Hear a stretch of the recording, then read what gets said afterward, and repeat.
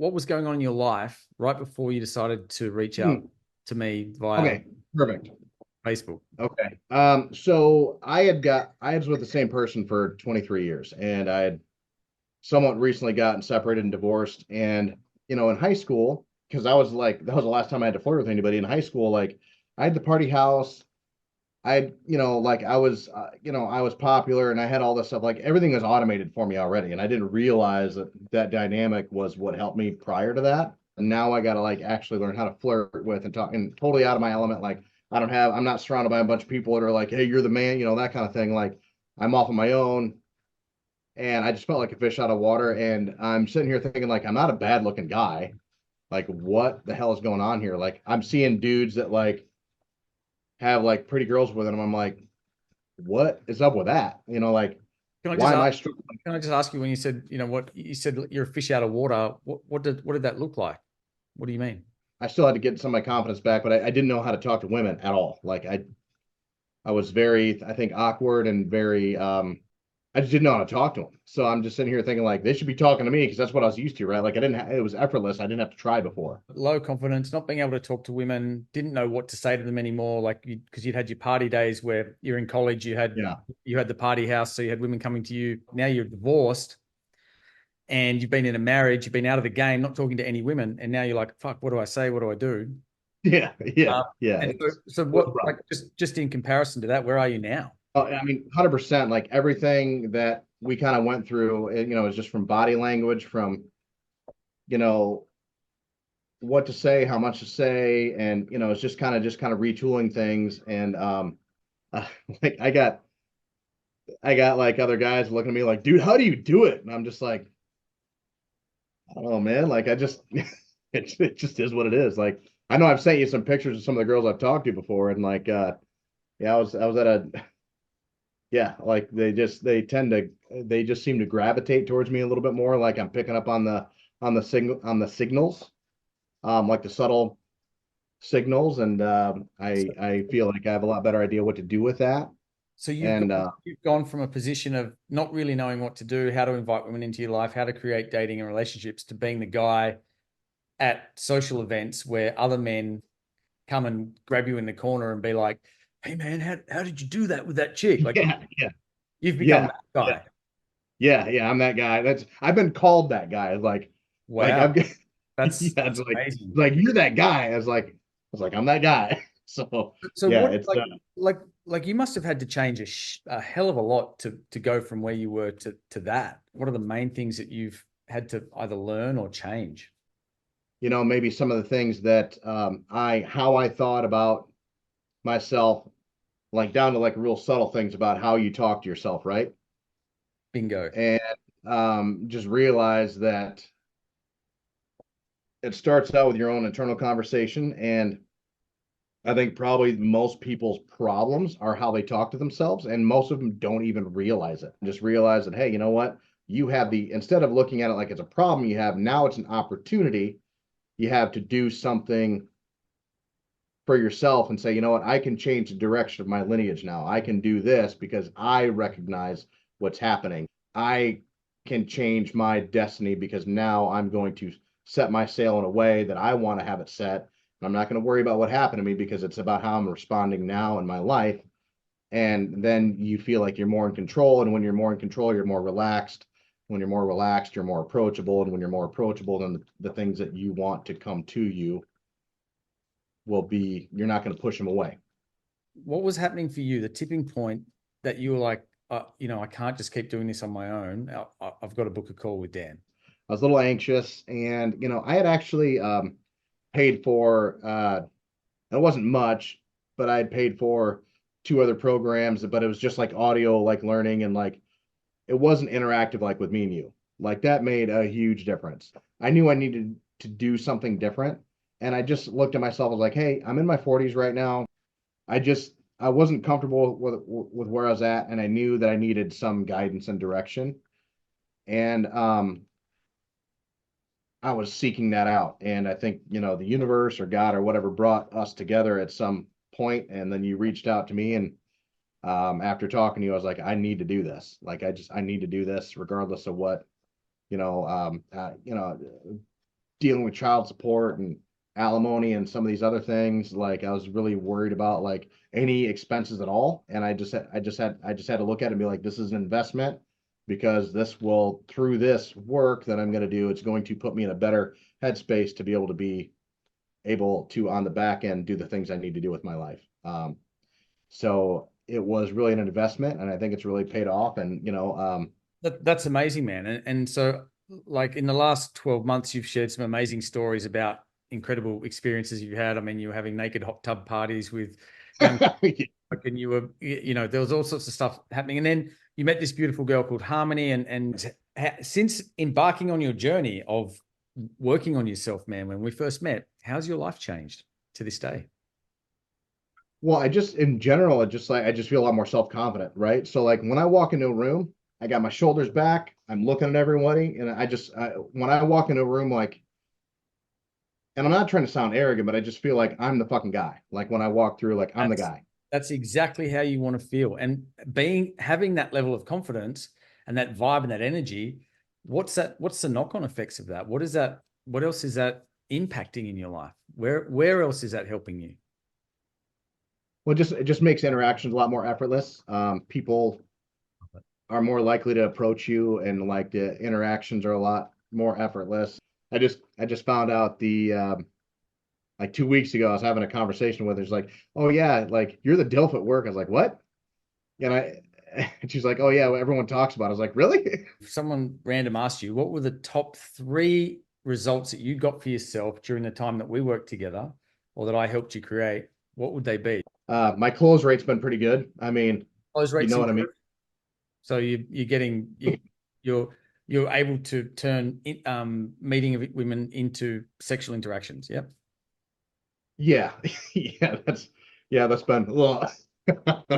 So, but it just close rate's been good. My own personal inner dialogue has improved. I think, because anytime I get kind of like, because like I said, that harmony chick, I really liked her, and that really threw me for a loop there for a while. Like I was in and out of that, and I learned about attachment theory and everything. And at the end of the day, I was always able to kind of pull myself out and be like, dude, this is just a life lesson for you. She was great in a lot of ways, but she's got some serious things that she's struggling with. And if the timing's not right for her, it's fine. It's just like, and all these, like, some of these girls have been gorgeous. If you were to if a friend was looking for help with dating and you were to recommend what I do to a friend, how would you explain or share what it is that I do in a way they understand it simply? Well, in the same way I always do, I should be like, hey, man, like, this is where I was at. Like, I got divorced and I just knew I needed to start over. And I was like, I knew I was like, guidance because I think the problem with a lot of people is they think that they're smarter than they actually are. That usually leaves them with some blind spots, right? Because they're like, oh, I'll figure it out. Blind And the spot. reality is, yeah, the reality is sometimes you just got to humble yourself and to be like, if I'm not where I want to be, then whatever I'm thinking about is there's something that's not lining up there. It doesn't mean you're broken. It doesn't mean you're stupid. It just means that there's a blueprint and you just didn't read the blueprint, right? You were your blueprint was a perfect blueprint for me to latch onto. And I just know that if I would have not done that, I couldn't imagine where I'd be at now in terms of just my mindset. And and I always thought I had a good mindset, but then there's so many like minutia, like stuff you'd point out to me, like stuff I'd write out and send to you, and you'd be back and be like, bro, like you wrote this, and then I'm looking at it like, oh man, like I didn't even see that. You know what I mean? Like, so, but I mean, that's all really based on the interactions I had with you, kind of having you help me guide me through just how to properly communicate. I often speak to guys on my social media or around, and they're like, "Yeah, I'm really struggling, blah blah blah," and I'm like, "Cool, man. Why don't you jump on a call with me? Doesn't cost you anything, just a little bit of your time, and I'll find out about where you're at, and I'll tell you a bit about what I do, and then if there's a good fit between us, maybe we can work together." Oh no, no, no, no. Like, yeah, not really sure. And then like a year later, 12 months later, or sometimes 18 months, man, I'll see them on my social media. I'll be like, hey man, how's your dating going? Like, oh, nothing's really changed. And yeah, life's pretty shit. Like, and to me, that just blows my mind. Like this level of apathy that people have, like they're so happy to accept mediocrity in their life. What would you say to a person who is like not happy with where their life is at, and they're on the fence about personal commitment to being like, hey, personal responsibility and commitment. Hey, I could make a change here. Like, what would you say to those guys that are sitting on the fence about their own life? The point is that, you know, for one, most people aren't going to do it because they just have a self-limiting belief about themselves, and they're already going to look at something as if, well, this is how I am, so like they just accept it, so that way they keep in the same patterns because that's who they are, and they're not fully conscious of it. But the reality is there's so few people that actually take the time to actually do what they got to do. Like, it doesn't take much, and you're going to be so far ahead of other people just doing something and being consistent with it. Just once you start the process, at some point, you're all of a sudden going to start to realize results. Because even when we first started, it helped, but it took a while before all those things really started to take hold. Like, you know, because obviously I was struggling with a lot of things that I just had to kind of unlearn. Like, things don't happen overnight. They just don't. And it didn't, wherever somebody's at, where they're not getting the results they want, they had a lifetime of that. So take the time. If it's really important to you and you hate where you're at, there's such subtle things you can do. And you just have to decide that if I just do this and I commit to it, at some point, things will start to look different. You know, you don't get a six pack overnight because you did sit ups the night before. That takes time. And if you're looking for the easy way out, you don't have the right mindset. And it doesn't have to be hard. It just has to be. It just takes consistency, because everything is that you want is on the other side of discomfort. You really have an opportunity to skyrocket past most people because most people don't try. So it's like, so the choice is to do something about it now, or when you're on your deathbed and you have no choice but to be honest with yourself, and you can look back and be like, man, I really should have done that. I couldn't imagine a bigger kick in the nuts than having to sit there and look back in my life and deal with any more regret than I've already got. The life is going to keep giving you the same lessons until it's painful enough for you to decide you want to change something. So you can do it now and be proactive about it, or you can do it when you're so massively uncomfortable that you have no chance but to do something about it, or you just wind up on your deathbed someday and then being like, I wish I could, I wish I would have, wish I could have. I know I could have, because then you realize that I know I could have if I just would have done something, because that's when you're honest with yourself about all the things you chose to be inadequate about, and stay that way. You're always going to be able to make more money. I want to live my life to its fullest now. I don't want to wait until I'm past the point of, you know, I don't want to have a head full of gray hair and, you know, being all just frail and all this other stuff and be like, now I'm going to live. Like, forget that, dude. I want to live now because I don't know what's going to happen tomorrow. You know what I mean? I'm only going to be 45 for so much longer. I'm going to be 46. Um, that's my next, you know, birthday or whatever. Yeah, I still have a relatively youthful look about me. I've taken care of myself. I've got myself in the gym, and I want to make it, you know, I want to have stories where I can look back and be like, that was awesome. I have a lot of respect for you, Kyle, as one of my alumni clients, you know, that has just went, and you've just got a thirst for, you've developed a thirst for taking action on yourself. Like, you're doing this real estate course, you do your side hustles, you got your work, you know, Yeah. you Yep. work, you and I worked on your relationship with your kids. Like, you know, you just went, I want to be better. I want a better life. And you're seeing the fruits of that overall. You know, my divorce was it's kind of like a microscope. Like, that was the course adjustment. And then, you know, some of the other dating experiences have just been like the fine adjustment until I get to where I need to be. So it's all, at the end of the day, it's all blessing, and it's all something that I'm thankful for, because it's like I needed to, you know, it's like the universe is throwing all these lessons. I'm like, okay, you went through this, now you got to do this. And I probably got a few more lessons I got to deal with, but it's did this, you did this, you did this. Now you're going to learn from this one, and this one's going to hurt. Yeah. But it's, you know, and it's as long as you process it in a way that this is an opportunity for me to grow. This is an opportunity for me to learn, so that way I can have the life that I want on my terms.